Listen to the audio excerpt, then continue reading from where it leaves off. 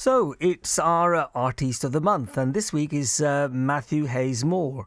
In fact, he was here with us last week and he was talking all about how Indian music has influenced him and how he's part of the Sacred Music Festival, which takes place in July in the Stroud area. And he's actually been to India and sort of paid quite a bit of attention to Indian music, haven't you, Matthew? Yeah, absolutely. It really kind of changed my life, really, in many ways. Yeah. And so should we start off with a chant of some sort, and then you can explain to me what the word chant actually means? Okay, sure. Yeah.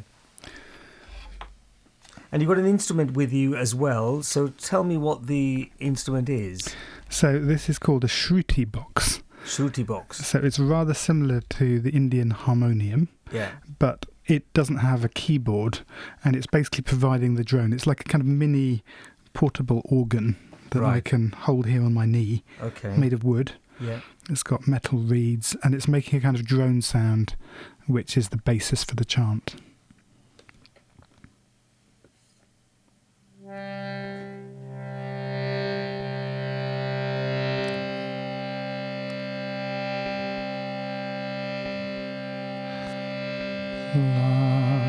ilaha illallahu,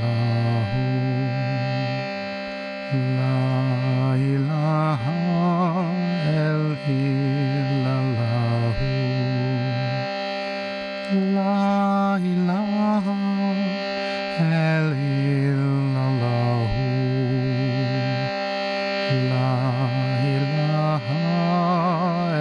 illallahu. La ilaha illallahu, la ilaha illallahu, la ilaha illallahu, la ilaha illallahu.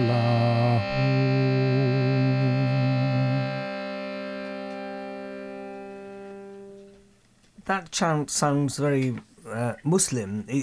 Are you saying that God is great and God is the only one God? Is that what that chant means? Absolutely, yeah. And who composed that then, the music to it and also the words? Then So that is the melody is an old melody from Hazrat Inayat Khan, who lived in India. He was born in Gujarat at the end of the 19th century, and in 1910 his teacher suggested that he actually travelled to the West in order to spread the message. He was a very gifted musician. He played the veena, and he very much believed in the power of music to move people, and in particular to create, to spread the message of unity. So he grew up in the Muslim tradition, and so that was very much part of the way he grew up. But when he travelled to the West, he had to find ways of communicating to new audiences, people who weren't necessarily Muslim, and that was a real struggle for him. Yes. And yet, I think what speaks to me in this chant is the power of music, really, to move in a way that, So tell me what the word chant then, what does that actually mean? So chanting can be a little bit similar to singing, but I think chanting for me is an embodied experience. So it's not so much about necessarily making a beautiful sound, although it can be really beautiful and hypnotic, but the idea is, what is the effect inside when we actually chant these sounds, and when we hear these sounds, and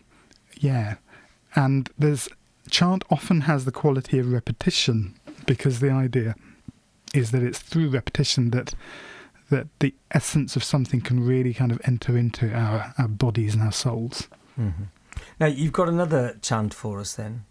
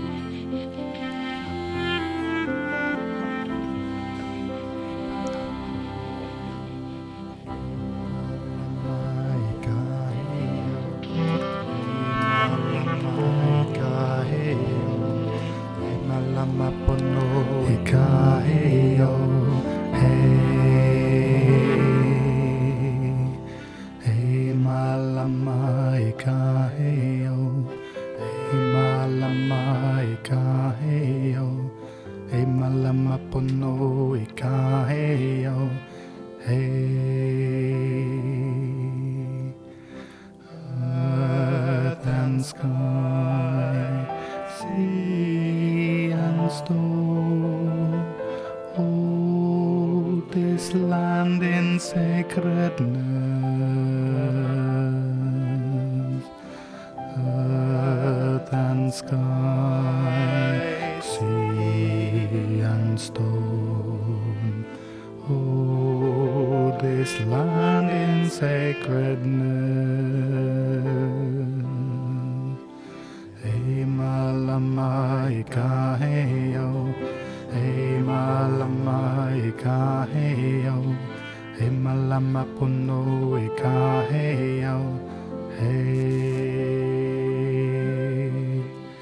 Hey malama ika hey yo, hey malama ika hey yo, hey malama puno ika hey yo, hey.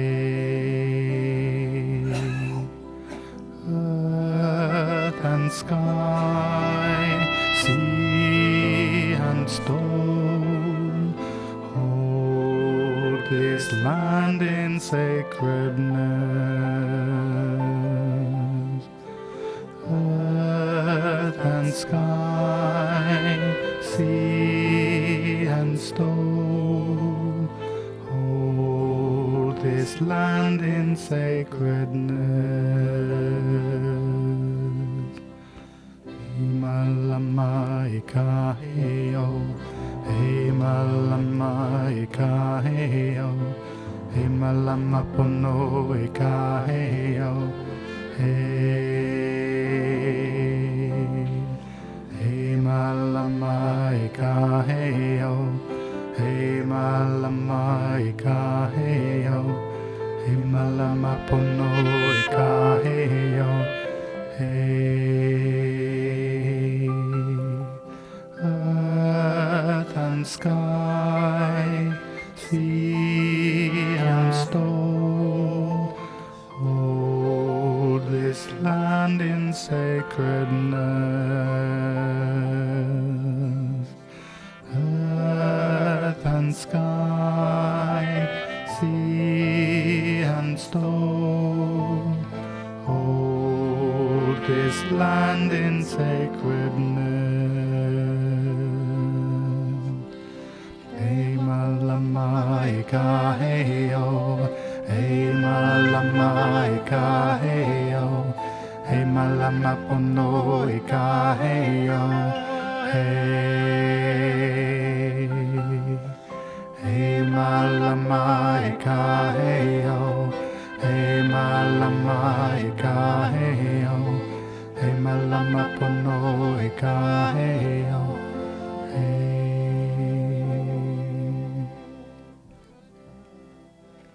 That's lovely. I mean, when people actually chant this, then do they sort of feel entranced and lost in the world, as it were? I could easily see that happening. Yeah. So I believe in it being a kind of really embodied thing. So for me, when I chant, it helps me to be more present in the world. That's a possibility to kind of just close the eyes and just kind of go into another world. But actually, another way of seeing it is a way of actually deepening into what's really going on, what's alive for us. How does it actually feel in the body? And so chanting with open eyes, or actually not as a way of escaping, but actually being more fully alive. Absolutely. And basically, one of the things that you've been doing is you've had an interest in interfaith projects, so therefore some of the chants are crossing over religions. Absolutely, yes. We need to do more of that, don't we, really, to sort of integrate everyone? I believe so, yeah. Finding the common ground. And, the power of music and chant to actually do that. Because, I see music as, in some ways, a universal language. I mean, yeah. It is. Right, Matthew, thank you very much today. Hopefully we'll see you next week. Okay, thank you. There we are. That's about the end of the programme. Thank you very much for listening. Don't forget, if you do want to listen to the show again, maybe you missed something, we talked about Asya Bibi right at the beginning of the programme. And we also talked about